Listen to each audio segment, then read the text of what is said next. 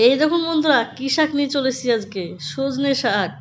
সজনে শাকের ভর্তা খেয়েছেন কখনো? খেয়ে দেখুন না খেয়ে থাকলে। আজকে আমি করে দেখাচ্ছি।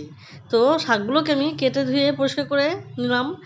গরম জলে শাকটাকে সেদ্ধ করে নিলাম। জলটা আমি ছেঁকে নিলাম গ্লাসে।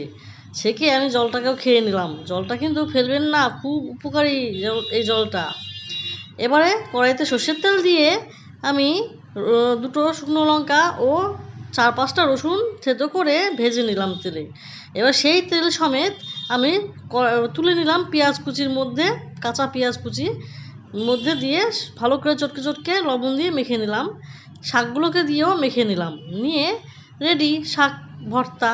এবার এটা দিয়ে আমি ভাত খেয়ে দেখাচ্ছি আপনাদেরকে। কত সুন্দর লাগে খেতে, না খেলে বুঝবেন না, খেয়ে দেখুন তবেই বুঝবেন। বন্ধুরা, একবার করে খেয়ে দেখবেন কেমন লাগে।